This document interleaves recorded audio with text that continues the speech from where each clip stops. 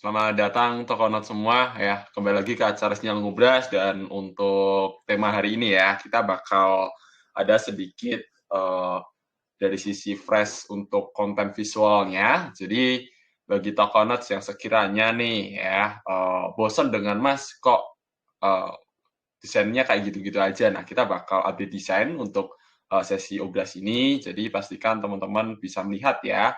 Dan untuk isinya kurang lebih sama. Nah, kita bakal bahas untuk sentimen sama performa di minggu kemarin untuk pergerakan aset kriptonya karena ya di minggu kemarin tuh sedikit di luar ekspektasi sih untuk bullishnya karena ya ada beberapa altcoin yang mengalami penurunan, ada juga yang naik. Cuma secara dominasi kebanyakan jumlah ya aset kripto yang turun tuh lebih banyak. Memang ada yang naik seperti Front yang dia naik 400% dalam waktu 1 bulan dan ada banyak lainnya. Nah, kita bakal bahas di sini di minggu kemarin sebenarnya ada apa aja sih untuk sentimen-sentimennya ya dan bagi Tokonas juga bisa melihat untuk uh, di toko news ya. Jadi di toko news nih teman-teman bisa melihat sentimen sekaligus berita-berita yang terjadi gitu. Dan ya di minggu kemarin ada AEVO yang baru listing ya. Boleh kenalan dengan AEVO. AEVO ini salah satu proyek kripto dengan narasi DEX ya, Decentralized Exchange dan juga layer 2. Jadi bagi teman-teman yang sekiranya Mas aku mau koleksi layer 2 itu juga bisa nih dipantau AEVO-nya gitu. Nah, um, untuk berita-berita di minggu kemarin ya, seperti ada El Salvador ya, mereka mulai melanjutkan untuk pembelian Bitcoin, one day Bitcoin, yang dimana pembelian Bitcoin itu didapatkan dari uang negara ya, nggak tahu sumber dari mana, tapi intinya dari uang negara, mereka akan terus melakukan pembelian satu Bitcoin, dan memang ini menjadi salah satu uh, cara ya si Nayib Bukele untuk mengurangi volatilitas dari Bitcoin itu sendiri. Karena kita tahu ya DCA itu jadi salah satu uh, cara ya untuk investasi yang ampuh ya, di mana kita bakal mendapatkan harga rata-rata yang cenderung lebih baik daripada kita dengan metode lamsam atau sekali entry. Kalau memang timingnya tepat, mungkin lamsam akan memberikan keuntungan yang lebih besar. Gitu. Dan ada lagi tahu Mister 100 ya, Mister 100 yang dimana Mister 100 ini melakukan pembelian 100 Bitcoin ya, dan dia beli-beli terus untuk tiap harinya dan diduga oleh Arkham Intelligence ya, ini tahulah proyek namanya Arkham, menduga bahwa itu merupakan pemiliknya itu Abid ya. Nah, tak rasa dengan ada hal ini juga sebuah hal yang notabene menjadi konsen kita bahwa mereka tuh terus mengakumulasi Bitcoin, entah harga berapapun, mau Bitcoin ini turun 13% ya dari harga 73.000 sekarang udah sampai ke 68.000 dan mereka terus melakukan pembelian. Jadi tak rasa kalau memang teman-teman ngikutin smart money ya bisalah ngikut ini ya. Cuma kalau teman-teman punya pandangan yang lain juga bisa, bebas aja. Karena ada yang mungkin prediksi bahwa oh ini bakal bearish atau ada namanya koreksi pre-halving ya, pre-halving ini jadi sebelum halving biasanya akan ada koreksi cukup dalam untuk beberapa aset kripto. Kenapa Mas kok bisa ini terjadi? Rata-rata sih karena memang ya orang pada taking profit, ada sell on news, kebanyakan itu dan didukung juga dengan berita-berita lainnya yang ya memperparah FUD sih. Gitu. Dan ini ya mungkin bisa menjadi salah satu indikasi bahwa oh sekarang tuh kita tuh masa dikoreksi pre-halving dan kita mungkin tidak akan menemui Bitcoin di harga 65.000 lagi. Mungkin loh ya. Tapi ya balik lagi pergerakan Bitcoin juga kita tidak bisa prediksi secara tepat. Ya, yang jelas selagi ada demand pasti berpotensi naik untuk secara harganya gitu. Nah, teman-teman juga bisa melihat ya artikel terkait dengan Bitcoin jatuh yang barusan kemarin dan altcoin juga rata-rata turun sampai 15 sampai 25% ya secara mingguan. Wah ini gila gede banget sih untuk aset kriptonya. Cuma ada bullish juga. Nah kita bakal langsung lihat untuk sinyal ngebrasnya ya. untuk pergerakan di minggu lalu dengan minggu sekarang. Gitu. Nih, untuk weekly-nya ya, kita bisa lihat saat di sini kebanyakan kripto itu mulai merah. Kebanyakan nih, ada beberapa yang bullish seperti OM, ada AMP, ada Raydium, ada Clever, ada Solana ATH, ya, all time high. Sekarang di angka $204 kurang lebih. Nah, kita bakal bahas secara teknikal, secara performa di minggu kemarin. Di tanggal 13 sampai 17 Maret, di mana ada TIA, GMT, GRT, ALT, LPT. Ya, di mana kita bisa lihat ya, TIA, GMT, kalau teman-teman nggak pasang stop loss, mungkin minus sekitar 18-19% kalau masih di hold ya. Makanya penting banget untuk teman-teman tuh selalu pasang stop loss, dan ya kita bisa minus yang notabene jauh lebih aman dibanding dengan kita masih hold gitu. Kemudian ada LPT yang mengalami kenaikan 17,42%. Ini lumayan tinggi juga, bahkan di luar hampir ya memenuhi ekspektasi kita. LPT di target $22,9 gitu. Kemudian ada outlier turun 5,95%. Kalau masih di hold sekitar mungkin 7% kali ya. 8%-an. Kalau GRT kalau masih di hold ya sama sih, minus 4% gitu. Next, kita last weekly watchlist-nya, yaitu ada Pixel, ada DYM, ada TRX, AMP, dan Funry. Ya. Ini last bet-nya di minggu kemarin. Untuk profit ya, yang profit tuh Funry 5%. Sedangkan Pixel, DYM, TRX, AMP turun semua sesuai dengan prediksi. Gitu. Bahkan untuk TRX ya udah capai target, AMP juga sama, terus kemudian Pixel itu hampir sih memenuhi target penurunannya. Jadi tak rasa ya untuk teman-teman yang mungkin mau akumulasi dan sebagainya macam, mungkin perlu di adjust lagi ya, karena kalau memang di minggu ini dia masuk ke dalam kategori kurang baik, mungkin di next juga bisa. Tapi balik lagi ya, kita tidak bisa prediksi dan pasti ada ruang salah di sini. Nah, untuk top weekly watchlist-nya di minggu ini yaitu ada Arbitrum, AEVO, Nitron, terus kemudian ada Pedal dan Sui, di mana potential profit lumayan 23%, 10%, 17%. Dan kenapa kok bisa potential profitnya setinggi ini ya, padahal udah naik cukup tinggi ya, karena sebenarnya kalau kita ambil time frame secara garis besar, Bitcoin masih cukup bullish gitu. Cuma time frame yang lebih kecil, Bitcoin bearish ya. Dan teman-teman bisa lihat di sini, boleh screenshot atau apa, dan disclaimer juga, aset kripto itu memiliki peluang dan risiko yang cukup tinggi, jadi perlu pertimbangan yang matang, dan ini bukan saran keuangan ya teman-teman. Gitu. Dan ini weekly watchlist-nya, yaitu ada Solana, Front, OM, Theta, ID, dan seterusnya. Ya, dimana potential loss-nya sekitar 18, 11%, 15%, dan seterusnya ya. Kita langsung ke teknikalnya untuk minggu ini. Yang kita bakal bahas ke bullish-nya terlebih dahulu ya, yaitu ada Arbitrum. Nah, Arbitrum ini berpotensi bullish kalau kita breakdown mungkin 1-2 minggu ke depan. Cuma targetnya paling di area $2 ya. Dimana kalau kita tarik ke belakang ya jauh banget. Kalau kita tarik jauh banget ini jadi garis supportnya di area ini.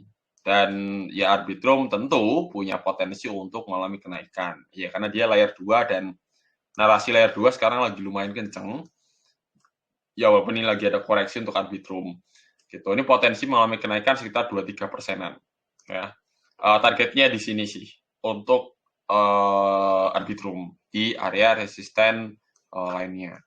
Ini kalau kita tarik time frame daily-nya kurang lebih seperti ini sih secara garis volatility-nya ya. Dan ada lagi AEVO ya. AEVO ini siapa yang kemarin hold ya, mungkin kena loss ya, mungkin kalau di awal listing. Dan kita bisa lihat secara teknikalnya di sini untuk pergerakannya ini adalah area sideways-nya dia kan. Walaupun sekarang dalam kondisi bearish untuk AEVO, tapi dirasa dia berpotensi untuk bullish. Layaknya koin-koin yang baru listing biasanya akan ada secondary bullish. Ya. Nah, kalau kita lihat di sini ini berdasarkan technical karena RSI-nya juga kurang jelas, indikator lainnya seperti Bollinger dan sebagainya macam juga kurang valid karena belum ada riwayat yang banyak di sebelum-sebelumnya. Ini berpotensi untuk turun sih kalau kita baca secara candlestick ya. Ini apa namanya? Ini potensi bearish sehingga mungkin ya dia berpotensi ke area $2,6, terus kemudian dia akan retest resistennya lagi dan ya dia berpotensi untuk naik ke $3 untuk AEVO sesuai di harga awal listingnya dia. Oke, kita ke Netron ya. Ini juga sama, ini berpotensi untuk bullish. Kenapa masih kih gitu? Karena secara RSI juga sebenarnya lumayan oke ya. Dia mencoba untuk ada penguatan untuk pembelian di sini dan diindikasikan ini ada area supportnya ya. Ini kemarin waktu crash di tanggal 6 Maret, terus kemudian ada lagi di 14 Maret ya kemarin. Terus secara support juga sama, ini ada supportnya juga nih 1, 2, 3 ya. Terus ini juga ada 4, 5. Ada banyak lah. Ini adalah area support untuk Netron. Sehingga ini berpotensi untuk naik. Kalau dirasa dia bakal naik ke area ini, ke area $2 kayaknya agak susah karena ada beberapa resisten yang perlu ditembus. Gitu. Seperti di area $1,6, $1,8 dan $2 itu sendiri. Gitu. Kemudian ada pendle. Nah, pendle ini juga sama, ini berpotensi bullish karena kita bisa lihat di sini ini ada candlestick yang notabene permintaannya cukup kuat ya. Berkata kayak ini teman-teman. Ambil contoh aja. Jadi ketika ada penurunan kemudian disusul dengan candlestick hijau tinggi ya, dalam artian di sini menandakan bahwa adanya pembelian yang lumayan oke. Dan ini berpotensi untuk naik ke $3 di 9,76% untuk kenaikannya. Ini ada area resistennya sih di sini nih. Ya, ini area confirm dia tuh bearish sehingga ini bisa dikatakan ini jadi resisten untuk pendle.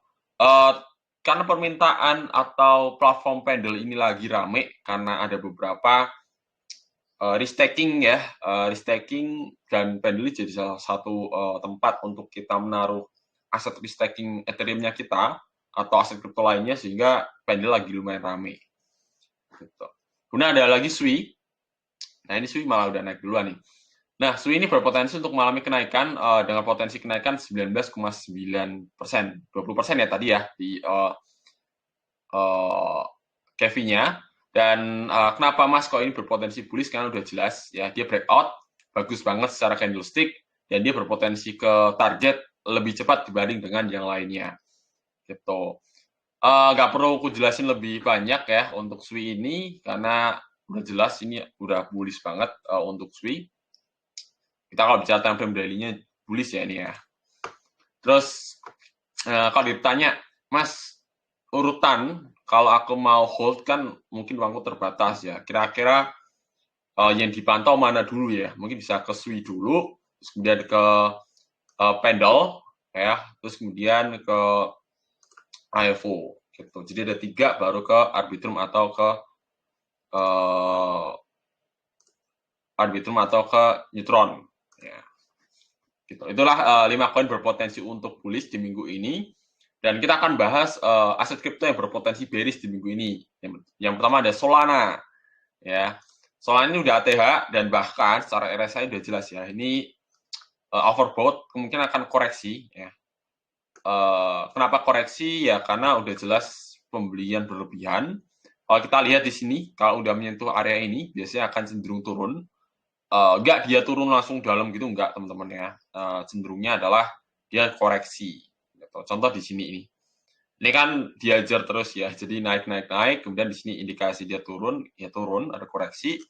Sama seperti Solana, ini berpotensi untuk koreksi juga. Cuma nggak tahu nih, ini masih dibeli terus Solananya. Nggak tahu dia naik sampai ke harga berapa, karena dia udah new ATH. Yang biasanya kalau udah nembus resisten, dia akan lanjut naik. Ya. Sesimpel itu. Cuma kan ini karena new ATH dan market cap-nya dia gede banget untuk Solana, masuk ke top 10 CMC. Jadi tak rasa ya kita cukup wait-and-see untuk Solana sih. Gitu. Kalau mau entry-nya di area 167 dolar. Gitu. Kemudian ada Front. Ada Front malah udah turun duluan nih. Front ini udah turun, mau turun ya, mau turun karena udah jelas RSI udah jenuh banget. Dan ini berpotensi untuk ke area ya paling turun ke 2 dolar mungkin ya, ini prediksi gue aja, spekulasi aja. Karena kalau kita lihat dia udah naik sekitar 400%, nggak ada nafas sama sekali ini teman-teman ya. Gila diajar terus dari tanggal 8 Maret. Kalau teman-teman mungkin hold 8 Maret, sekarang udah cuan 300% up ya. Ini udah baker lah ibarat kata. Jadi tak rasa mungkin banyak orang yang akan taking profit di Front. Jadi cukup hati-hati ya untuk teman-teman. Kemudian ada lagi Om atau Mantra namanya. Nah, ini berpotensi untuk bearish juga, cuma kita lihat di sini secara time frame 4 jam, Front ini masih dalam kondisi bullish ya. Bullish minim koreksi. Dan di area ini 0,66 dolar, 668 nih juga area resisten kalau kita flashback ke sebelum-sebelumnya ya. Cuma kan ini terlalu jauh untuk si apa namanya? Si Om ya ini. Ini ada area supportnya. Jadi kalau teman-teman mau beli barangkali nih ya untuk Om bisa beli di area 0,557. Kalau mau spekulasi entah scalping ya, cuan 5%, 3% TP, ya mungkin bisa jadi pertimbangan. Gitu. Ini untuk Om, kemudian ada lagi Theta. Theta ini juga berpotensi untuk bearish ya. Di sini kita ambil tarik garisnya secara apa namanya resistennya ya kita bisa lihat di sini dan dia udah dua kali gagal untuk menembus sehingga berpotensi untuk turun ke 2,8 dolar. Ini sekadar prediksi aja ya. Kalau memang dia turun berarti otomatis dia masuk ke mode bearish. Ya, mode bearish berarti dia secara apa namanya? Secara teknikal mungkin dia akan turun ke lebih dalam lagi. Ini Theta, kemudian ada lagi Space ID. Ya. ID ini, nah, ID ini khusus ya, khusus sih. Jadi dia terindikasi adanya bearish divergence. Bearish divergence itu gimana mas? Ini kita bisa lihat ya, dia terus naik tapi RSI-nya turun. Menandakan bahwa sebenarnya di kondisi realitanya orang tuh sedang menahan atau mengurangi pembelian untuk ID ini dan mempersiapkan untuk taking profit. Biasanya seperti itu ya. Hidden bearish ini kita bisa lihat ya. Berarti mulai dari ini. Berarti mulai dari ini dia tuh udah mulai turun ya. Jadi ini RSI-nya turun tapi dia naik. Ini berpotensi untuk turun, mungkin turunnya bakal lumayan dalam. Dalam artian 2-3 candlestick mungkin bisa langsung minus 10% up. Mungkin loh, ini sekadar prediksi aja. Kalau memang dia breakdown dari supportnya. Ya itulah kelima koin berpotensi bearish di minggu ini. Jadi kalau ada apa namanya pertanyaan ya terkait dengan Mas kira-kira koin A, B, C, D, E boleh nggak sih Mas untuk kita cicil sekarang dan sebagainya macam. Nah nanti kita bakal bahas di next sinyal gubernasnya di sisi selanjutnya. Gitu. Itu aja dari aku untuk sinyal ngobrasnya. Jadi pastikan teman-teman itu gunakan dana dingin karena sangat-sangat volatile akhir-akhir ini dan di minggu ini juga ada CPI data. Ya, tentu ini bisa berpengaruh terhadap volatilitas aset kripto dan juga mungkin nih Bitcoin juga berpotensi bullish itu juga bisa. Ya. Intinya market sekarang secara sentimen masih didominasi bullish. Jadi kalau dicicil-cicil mungkin masih cukup oke, tapi agak dijaga aja ya. Gitu. Itu aja buat sinyal ngobras. Sampai jumpa di next Ngobrol edisi selanjutnya.